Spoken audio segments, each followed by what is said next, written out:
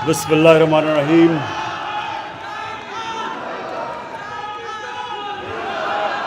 इय्याक नअबुदु व इय्याक नस्तईन।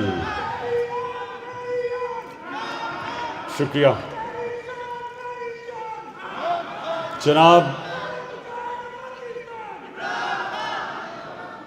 जनाब अली ज़फ़र साहब और ILF के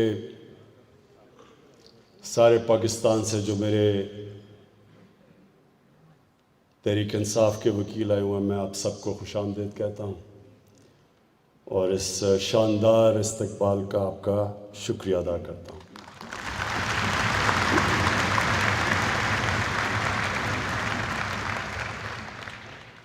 मुझे अली ज़फ़र की जो उन्होंने मुख्तसर तकरीर की, मुझे जो चीज़ पसंद आई, इन्होंने हज़रत अली रज़ी अल्लाह ताला का, इन्होंने जो उनका कॉल था कि कुफ्र का निज़ाम चल जाएगा, लेकिन एक निज़ाम जिसमें नाइंसाफ़ी और जुल्म हो वो नहीं चल सकता। ये उससे पहले जो अहमद अवैस ने बात की कि मदीना की रियासत ये क्या थी, कि मैंने जान के इलेक्शन से पहले मदीना की रियासत की बात नहीं की, क्योंकि मैं ये नहीं चाहता था कोई ये समझे कि मैं उसको इस्तेमाल कर रहा हूं वोट लेने के लिए।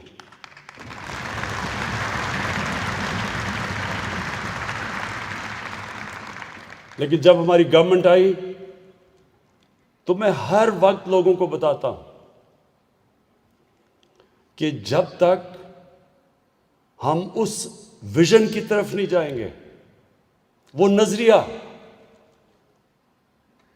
जो नजरिया था पाकिस्तान का, जो कायदे आज़म ने बार बार उन्होंने कहा, उनसे जब पूछा कि पाकिस्तान की कॉन्स्टिट्यूशन क्या होगी, उन्होंने कहा हमारी कॉन्स्टिट्यूशन 1400 साल पहले बन गई थी।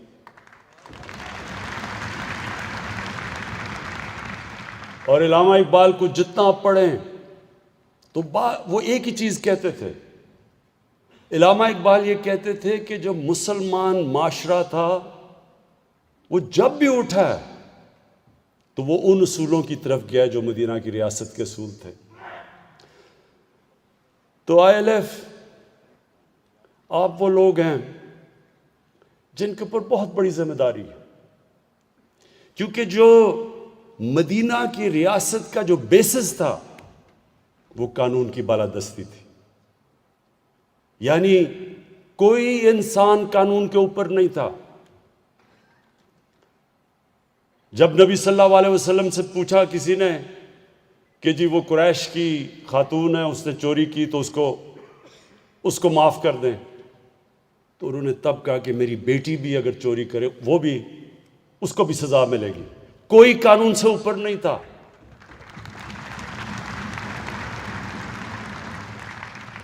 ये याद रखें, ये एक सिविलाइज्ड सोसाइटी का बुनियाद है कानून की बालादस्ती। कोई सोसाइटी जिसके अंदर कानून की बालादस्ती नहीं है, रूल ऑफ लॉ नहीं है, कभी मुकाबला नहीं कर सकती उस माशरे का जिसमें रूल ऑफ लॉ है। मुसलमानों से पहले रोमन्स दुनिया की सुपर पावर थे, रोमन लॉ था। बाकियों को वो बार्बेरियंस कहते थे क्योंकि उनके पास कानून नहीं था। ग्रीक्स उससे पहले थे, उनकी सिटी स्टेट्स थी, डेमोक्रेटिक थी, कानून था, वो आगे निकल गए दुनिया से। जब मुसलमानों का अरूज हुआ तो मैं इसलिए बार बार अपनी यूथ को कहता हूं, नौजवानों को कहता हूं, वो स्टडी करें, वो तारीख का हिस्सा है, वो कोई मिथोलॉजी नहीं है। एक 623 को क्या था, हिजरत हुई, उसके बाद क्या 625 को जंग बदर हुई, 636 को रोमन एम्पायर बैजेंटाइन यारमुख की जंग के अंदर हार जाता है। जो 625 सिर्फ 313 लड़ने वाले थे। 11 साल के बाद रोमन एम्पायर गिर जाता है, 12 साल के बाद पर्शियन एम्पायर उनके सामने गिर जाता है। तारीख का हिस्सा है।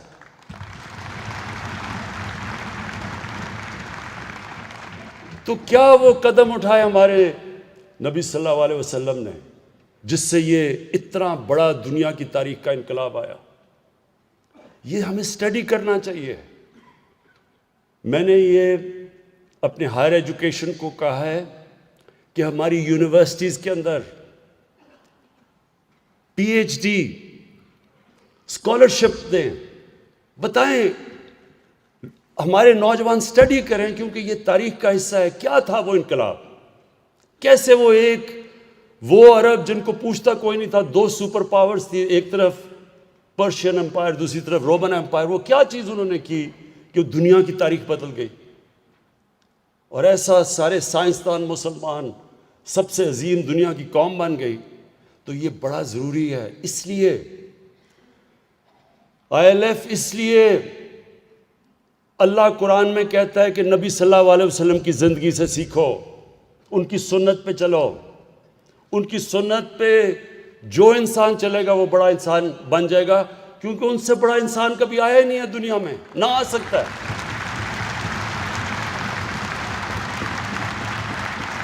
और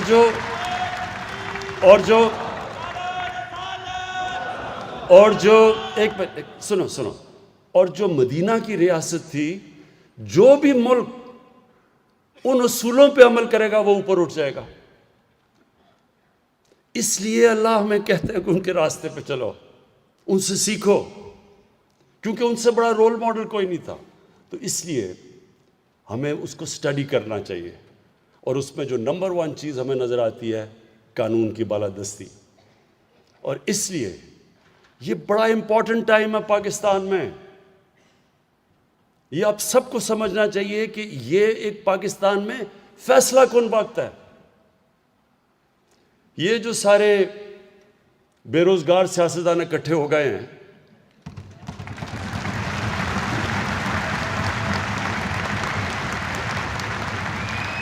इसका एक मिनट सुनो इसका अब सब पूछें कि ये सारे इकट्ठे हुए क्यों हैं, और इसके अंदर आपको समझ आ जाएगा कि ये कितना फैसला कुन वक्त है पाकिस्तान में। ये सारे इकट्ठे इसलिए हुए हैं कि कानून की बालादस्ती नहीं मानते।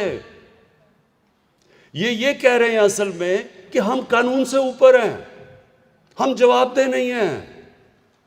हम चोरी करें, हम डाके मारें, हमें कोई हाथ ना लगाए। हम अगर कोई हाथ लगाएगा तो जनाब ये इंतकामी कार्रवाई होगी, अदालत फैसला करेगी। पूरा 2 साल के बाद, JIT के बाद अदालत फैसला करती है, तो वो अगला कहता है मुझे क्यों निकाला, मानता ही नहीं है। पाकिस्तान का सुप्रीम कोर्ट के वो फैसले नहीं मानता। उसके बाद उनके सारा जो फैमिली है वो कोई मानती नहीं है। तो वो क्यों नहीं मानते? क्योंकि वो असल में ये कह रहे हैं कि हम कानून के ऊपर हैं। पाकिस्तान का कानून हमारे लिए नहीं है, हम कोई ख़ास क्लास है। ये जो मर्जी करो मुल्क में। हम शुरू हुए एक फैक्ट्री से 30 फैक्ट्रियां बन गई, अरबों रुपया आ गया, बाहर प्रॉपर्टीज आ गई, लेकिन हमें कोई नहीं पूछ सकता। और ये है असल में, ये है फैसला कुल वक्त पाकिस्तान में। क्या ये क्लास जिन्होंने 30 साल से सिर्फ ये देख लेंगे 30 साल पहले इनके पास क्या था और आज क्या है, अगर ये क्लास ये समझ रही है कि सड़कों पर निकल के इमरान खान को ब्लैकमेल कर लेंगे, तो आपने अभी पहले देख लिया कि जलसे कितने बड़े बड़े हमने किए हैं। मैं ये सारे मिलके भी ये कोई 2 साल भी जलसे कर दें तो एक जलसा हमारा इनसे ज़्यादा था। और उसकी वजह है लोग निकलते हैं किसी मकसद के लिए, किसी नजरिए के लिए निकलते हैं। लोग निकलते हैं जुल्म का मुकाबला करने के लिए, लोग किसी की चोरी बचाने के लिए नहीं निकलते। खुद लंदन बैठा हुआ है, कारकुनों को कह रहे हैं जनाब आप जाके आप सड़कों पर निकले और उसकी चोरी बचाएं। वो आप कीमे के नान भी खिला दें, वो फिर भी नहीं निकलेंगे। जबरदस्ती लोगों को पैसे, अच्छा मुझे ये भी पता है कि पैसे भी बड़े चलाने की कोशिश करेंगे, ये पैसे भी आ रहे हैं इनके लिए। मैं सारे इनके कारकुनों को कहता हूं पैसे भी खाएं, कीमे के नान भी खाएं, लेकिन आराम से घर बैठें। लेकिन मुझे एक इनका नया स्पोक्समैन बना है। अब मैं क्या कहूं, हमारे मिनिस्टर का भाई है, नहीं मिनिस्टर का भाई है, वो मुझे कहता, मैं देख रहा था किसी टीवी प्रोग्राम में, कहता कि नवाज शरीफ को उसने आयतुल्लाह ख़ामेनी के साथ मिला दिया। कहता आयतुल्लाह एक सुनो, कहता कि आयतुल्लाह ख़ामेनी भी बाहर चला गया था मुल्क से। अब वो देख रहा था, मैं उसको भी देख रहा हूं कि क्या ये लोगों को बेवकूफ़ समझते हैं, क्या ये समझते हैं कि लोगों को पागल बनाया जा सकता है कि आयतुल्लाह ख़ामेनी भी बाहर गया था।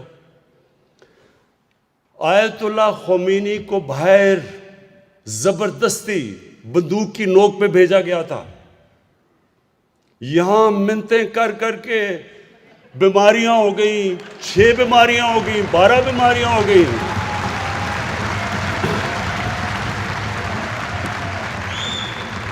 मुझे याद, अब हमारी कैबिनेट की मीटिंग हो रही है, सुने जरा, अभी नहीं, सुनो। कैबिनेट की मीटिंग हो रही है, ये जरा सुने। अब जनाब कैबिनेट की मीटिंग हो रही है, हमें एक अदालत ने कह दिया कि जी अगर नवाज शरीफ को कुछ हो गया तो गवर्नमेंट जिम्मेदार है। अब हम अदालत की भी रिस्पेक्ट करते हैं। कैबिनेट की मीटिंग हो रही है, 6 घंटे मीटिंग चल रही है, डॉक्टर्स बैठे हैं कि जी ये भी बीमारी होगी, उसको ये भी बीमारी होगी, उसको ये भी बीमारी। अब हम सारे बैठे परेशान सुन रहे हैं कि इतनी बीमारियां एक आदमी को हो सकती हैं। जब वो उसकी सारी बीमारियां बताई तो मैं देख रहा था वो कैबिनेट मीटिंग में शीरीन मज़ारी, हमारी ह्यूमन राइट्स की जो मिनिस्टर हैं, उसकी आंखों में आंसू आ गए।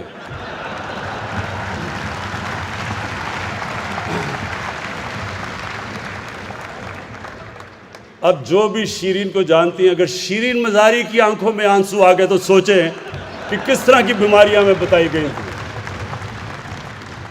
हमें खौफ आ गया कि ये वो जहाज की सीढ़ियों पे भी चढ़ सकेगा या नहीं। और ये वो वहां जाके जैसी लंदन की हवा लगी, एक और नवाज शरीफ निकला है और उसको जुबैर कह रहा है कि ये आयतुल्लाह ख़ामेनी के साथ मुकाबला कर रहा है उसका। आयतुल्लाह ख़ामेनी से ईरान की पब्लिक प्यार करती थी। आयतुल्लाह ख़ामेनी उसके लिए हेलीकॉप्टर से लाहौर से निहारियां नहीं आया करती थी, वो थोड़ा सा दही और रोटी पे गुजारा करता था। वो जब आयतुल्लाह ख़ामेनी इस दुनिया से गया तो वो छोटा सा उसका घर था। वही सरकार मदीना की ट्रेडिशंस पे, उनकी सुन्नत पे चल रहा था। उन्होंने भी मस्जिद नबी में रहे। जब मुसलमानों की फौजें सारे अरब पे छा गई, उन्होंने महल्लात नहीं बनाए। आयतुल्लाह ख़ामेनी की लंदन में अरबों अरबों रुपए की उसके और उसके बच्चों की जायदादें नहीं थी। उसकी बेटी के पैनामा पेपर्स के ऊपर 4 बड़े बड़े महंगे लंदन के फ्लैट्स उसके बेटी के नाम नहीं आ गए। उसको मुकाबला करना किधर आयतुल्लाह ख़ामेनी और किधर हमारा निहारी खाने वाला।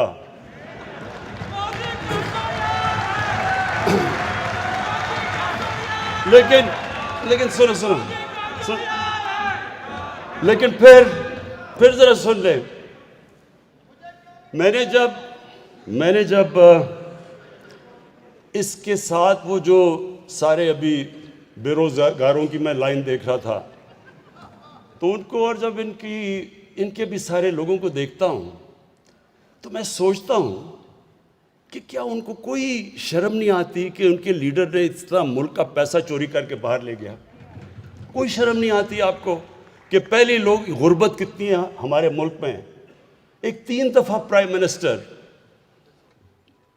1 से 30 फैक्ट्रियां, लंदन में हर बच्चे के अरबों रुपए के घर, हिल मेटल, कोई यानी कोई उनको नहीं कि आज तक एक ऑथेंटिक डॉक्यूमेंट नहीं बता सका कि ये अरबों रुपए की प्रॉपर्टीज कैसे आई, ये मनी ट्रेल किधर गई, पैसा बाहर कैसे गया। अगर मैं एक क्रिकेटर होके एक फ्लैट लेता हूं 34-35 साल पहले और 40 साल पुराने कॉन्ट्रैक्ट दिखा सकता हूं अदालत को, जब मुझे जरूरत नहीं थी, मैं तो कोई पब्लिक ऑफिस होल्डर नहीं था,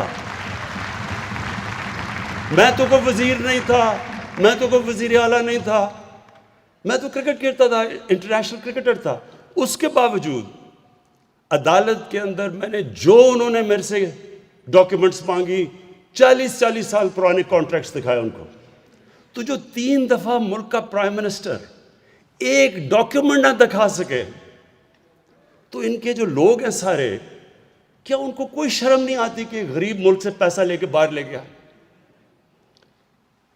मैंने सोचा कि कोई इतना, या तो बहुत ही बड़ा कोई डफर होगा जो समझे कि वाकई ये ईमानदार है। लेकिन फिर चंद दिन पहले मैंने देखा कि इनका एक सीनियर ओहदेदार सुबह के 3 बजे किसी खातून के घर तंजीम साजी करने चला गया।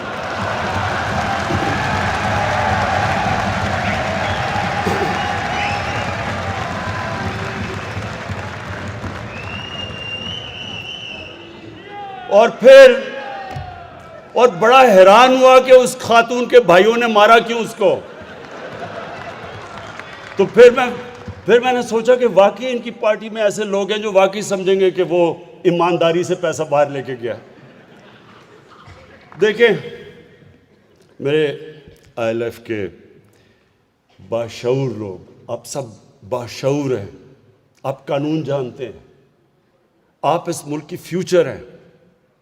ये मुल्क, ये अल्लाह की एक नेमत है हमारे लिए। मैं आज आपको कह रहा हूं कि अल्लाह ने जो इस मुल्क पे हमें दिया है, हमें ही नहीं अंदाज़ा कि अल्लाह ने क्या क्या नेमतें बख्शी हैं। लेकिन अपने ज़हन में डाल लें कि कोई मुल्क तरक्की नहीं कर सकता जिधर रूल ऑफ लॉ नहीं होता। जिस मुल्क के और ख़ास तौर पे हुक्मरान अपने आप को कानून से ऊपर समझते हैं, वो मुल्क कभी आगे नहीं बढ़ सकता।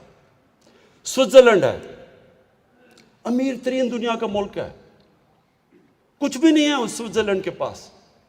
हमारे ये जो नॉर्दर्न एरियाज के जो पहाड़ है, जो यहाँ जिसने भी ये पहाड़ देखे हैं, मैंने स्विट्जरलैंड देखा है, वो मुकाबला ही नहीं कर सकता जो खूबसूरती अल्लाह ने यहाँ दी है।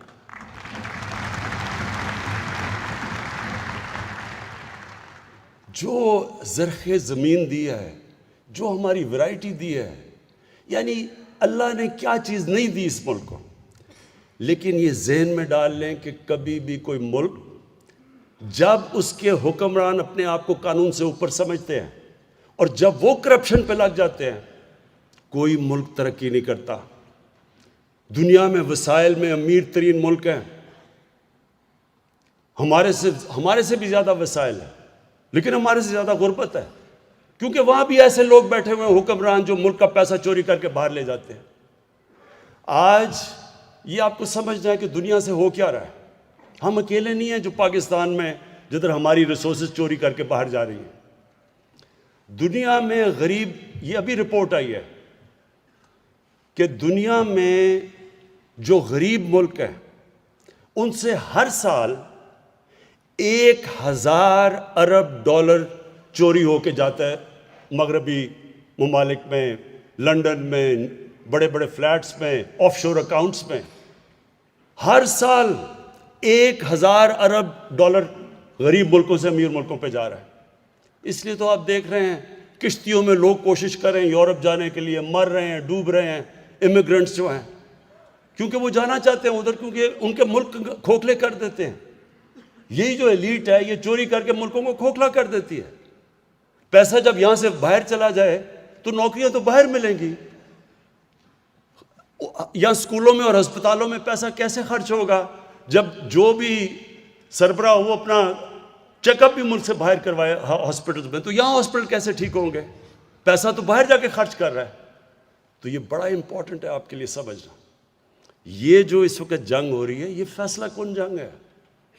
ये एस्टेब्लिश करेगी कि सारे लोगों के ऊपर कानून जितना मर्जी ताकतवर हो, कानून के वो नीचे है, और वो जितनी मर्जी ये ब्लैकमेल करें।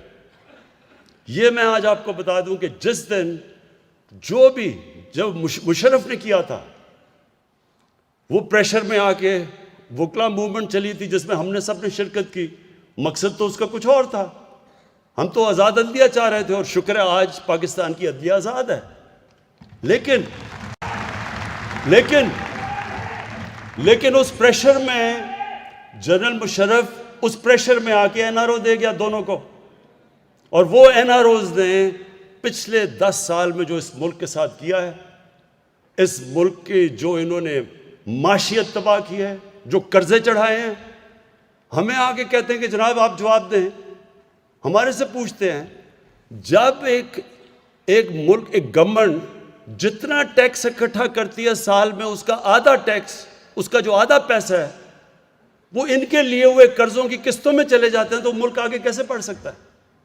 बताएं हम किधर से पैसा लाएं तालीम पे, सेहत पे, अस्पतालों पे, क्योंकि आधा तो पैसा उधर चले जाता है सीधा बाहर कर्जों की किस्तों पे। तो तब तो ये 10 साल में इनको कोई फिक्र नहीं हुई कि जनाब मुल्क तबाह हो रहा है। मिल के दोनों हुकूमत कर रहे थे, तब तो जमहूरियत भी नहीं खतरे में थी, माशियत भी नहीं खतरे में थी, जब कर्जे चढ़ा रहे थे। ख्वातीन हज़रात, इंशाअल्लाह आप ये अब देखेंगे कि ये जो पाकिस्तान जिधर अब पहुंच गया, इंशाअल्लाह आप देखेंगे ये, इसको कहते हैं टिपिंग पॉइंट। जो मुश्किल 2 साल थे वो बड़ी मुश्किलों से हमने निकाल लिए, बड़े बड़े इम्तिहान आए। हमें शुरू में तो डिफ़ॉल्ट से बचना पड़ा, उसके बाद ये जो कोविड का आया, सारी दुनिया में जो कोरोना का क्राइसिस आया, जिस तरह पाकिस्तान निकला है, वो जिस तरह अली ज़फ़र ने कहा है, WHO कह रही है कि पाकिस्तान उन 4 मुल्कों में से है जो सबसे बेहतरीन तरीके से वो कोविड से निकले हैं।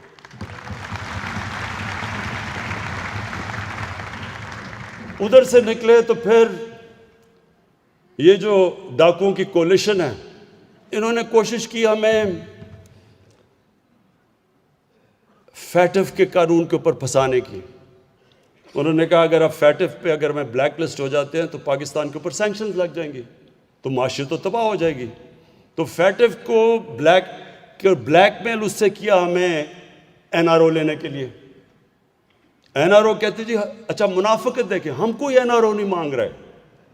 वो जो इन्होंने हमें जो कहा जी हम फैटिफ में तब आपके साथ चलेंगे अगर 34 शिकें नैब के कानून की 38 में से 34 शिकों को चेंज करो, तब हम फैटिफ के ऊपर वोट देंगे, मतलब नैब को ख़त्म कर दो। उस पर कोशिश की, ब्लैकमेल की। जब उधर से निकले तो अब ये घबरा गए।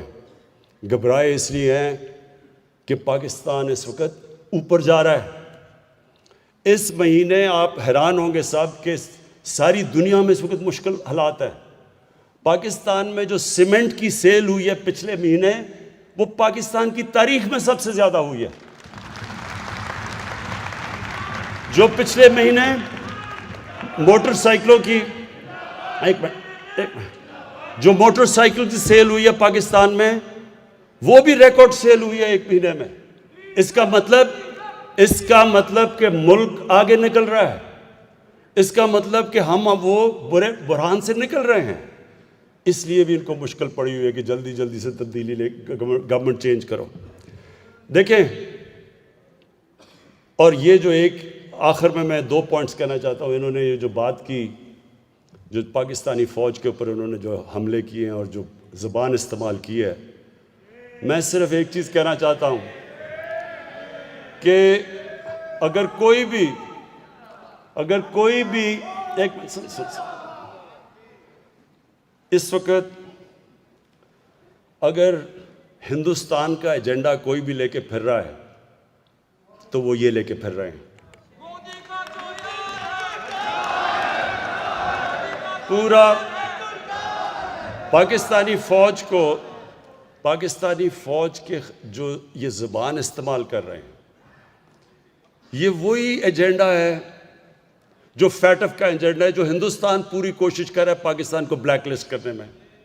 ये वही एजेंडा है कि अगर पाकिस्तानी फौज कमज़ोर होती है तो आप खुद ही देख लें मुसलमान दुनिया में इस वक्त क्या हो रहा है। लिबिया से लें, सीरिया में चले जाएं, इराक में जो क्या हुआ, अफ़गानिस्तान में क्या हुआ, सोमालिया में क्या हो रहा है, यमन में क्या हो रहा है, सारी मुसलमान दुनिया में आग लगी हुई। जिस तरह अली ज़फ़र ने कहा हमें फ़ख्र करना चाहिए अपनी फ़ौज को कि इतना बड़ा जो दहशतगर्दी की या जंग चली, आज हम महफूज हैं। उनकी कुर्बानियों की वजह से हम महफूज हैं। और ये पाकिस्तानी फ़ौज के ऊपर ये जो उंगलियां उठा रहे हैं, मैं इनसे सवाल पूछता हूं कि मुझे क्यों नहीं कोई प्रॉब्लम, मुझे कोई पाकिस्तानी फ़ौज से क्यों प्रॉब्लम नहीं है, मुझे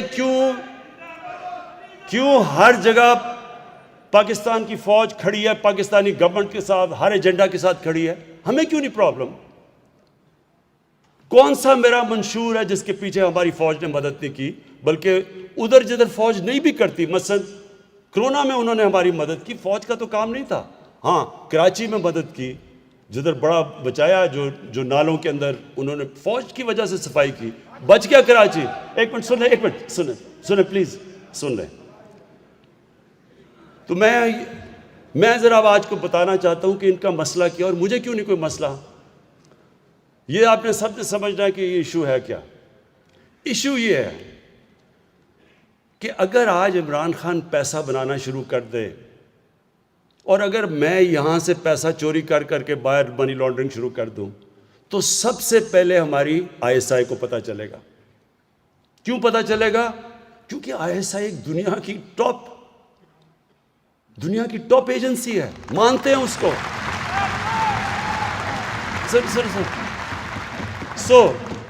ये ज़रा समझने की कोशिश करें आप। मुझे इसलिए नहीं प्रॉब्लम क्योंकि ISI को पता है कि इमरान खान कैसी ज़िंदगी गुजार रहा है। इनको क्यों प्रॉब्लम है? क्योंकि बाकी सारे इदारों को तो ये कंट्रोल करके बैठ जाते हैं। जो सुप्रीम कोर्ट के अंदर जब वो केस चल रहा था पनामा का, तो सुप्रीम कोर्ट के अंदर जस्टिस खोसा ने क्या कहा था? उन्होंने कहा सारे पाकिस्तान के इदारे मफलूज कर दिए गवर्नमेंट ने। कोई भी पाकिस्तान का इदारा इंडिपेंडेंट फंक्शन नहीं कर रहा, ना नैब कर रही है, ना SCCP कर रही है, ना FBR कर रही है। कोई भी इदारा ये गवर्नमेंट को चेक नहीं कर रहा। जिनका काम चेक और बैलेंस करना है वो सारे इदारे कंट्रोल कर लेते हैं। एक इदारा रह जाता है, उनको पता है कि पाकिस्तान ISI को सारी इनकी चोरी का पता है। अब उसको कंट्रोल करने की कोशिश होती है और उधर लड़ाई होती है। इसलिए तो नवाज शरीफ की हर आर्मी चीफ से लड़ाई हो जाती है, क्योंकि वो उसको पंजाब पुलिस बनाना चाहता है। और क्योंकि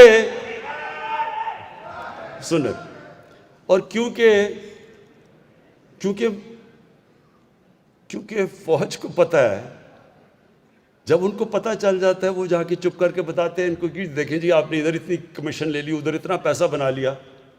तो ये उनको सारा वक्त डरे हुए होते हैं।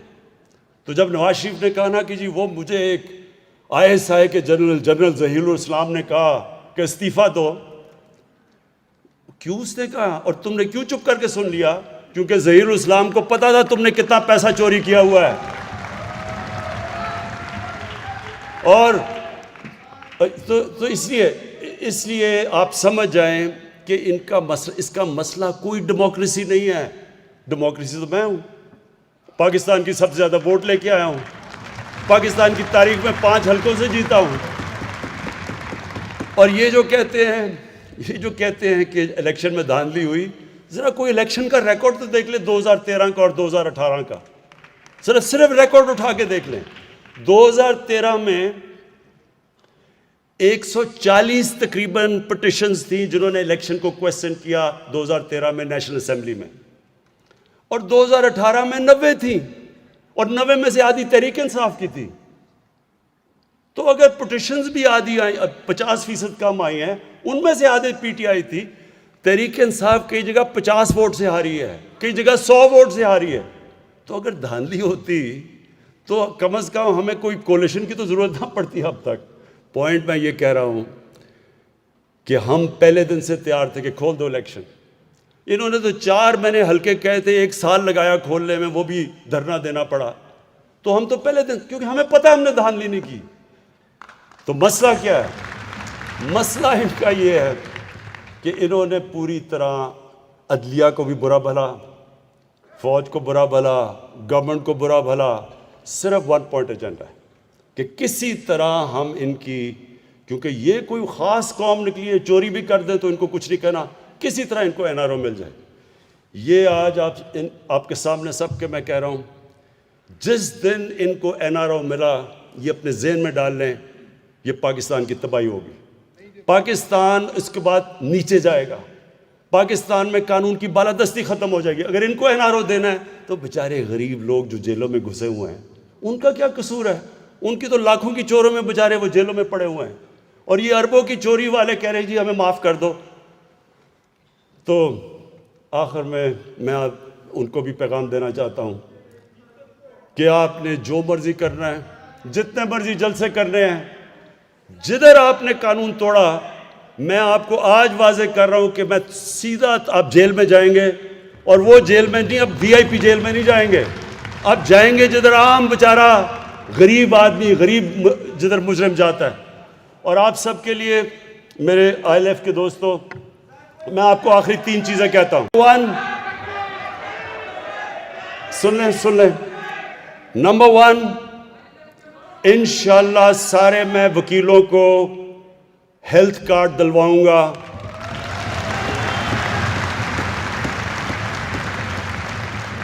क्योंकि हमें पता है ज़्यादातर जो वकील वो मुश्किल मेहनत कश लोग हैं, और उनके लिए अगर एक घर में बीमारी हो जाए तो इंशाअल्लाह हम आईएलएफ को एक हेल्थ कार्ड, और इसके लिए पूरी हम तैयारी अली ज़फ़र के साथ हम कर रहे हैं। नंबर 2, जो हम अहमद अवैस ने कहा था कि घरों का, कि घर होना चाहिए, छत होनी चाहिए, इसके लिए नया पाकिस्तान जो हम हाउसिंग बना रहे हैं, उसका मकसद क्या है? उसका मकसद ये है कि देखें, लोगों के पास कैश नहीं होता घर ख़रीदने के लिए। तो नए पाकिस्तान के अंदर हाउसिंग में हम पहली दफ़ा पाकिस्तान में बैंक फाइनेंस कर रहे हैं, और बैंक फाइनेंस ऐसे कर रहे हैं कि 5% इंटरेस्ट के ऊपर लंबी हम फाइनेंसिंग करेंगे, ताकि वो जो लोग तनख्वाहदार हों, वो या जिनके पास पैसा ना हो पूरा घर लेने के लिए, उनके लिए हम आसानी पैदा करें कि वो आसान किस्तों में अपना घर ले लें। तो इंशाअल्लाह उसमें भी आपके लिए, उसके लिए मदद करेंगे। और तीसरी चीज़ ये जो अभी बात की अहमद अवैस ने, ये सारी दुनिया में होता है। जो भी चीज़ें, जो मसलन कॉन्ट्रैक्ट साइन होते हैं, उस हर जगह पिटिशंस, उसके अंदर वकील होते हैं। वकीलों का इसलिए आपके लिए रोज़गार भी हो जाएगा, आपके लिए आमदनी भी हो जाएगी, और ये प्रैक्टिस सारी दुनिया में होती है। तो इंशाअल्लाह ये भी हम तीनों चीज़ें आपको कर देंगे। और ये आप सबके लिए आईएलएफ दूर दूर से आप आए हुए हैं, मैं आपका शुक्रिया अदा भी करता हूँ। मैं आपको भी अली ज़फ़र इस फंक्शन का आपको खराज तहसीन पेश करता हूँ। और मैं ये चाहता हूँ कि आप सब पाकिस्तान के फ्यूचर लीडर्स बने, आप सब पार्टिसिपेट करें पॉलिटिक्स में। कायद आज़म मोहम्मद अली जिन्ना एक मेरा लीडर मैं मानता हूँ, और वो हैं कायद आज़म मोहम्मद अली जिन्ना, और वो एक बैरिस्टर थे बेहतरीन। उन्होंने, कायद आज़म ने हमें असल में बताया कि पॉलिटिक्स क्या होती है, नज़रिया क्या होता है, ईमानदारी क्या होती है। और मैं चाहता हूँ कि आप सब वकील उनकी मिसाल के ऊपर चलें। बहुत बहुत शुक्रिया।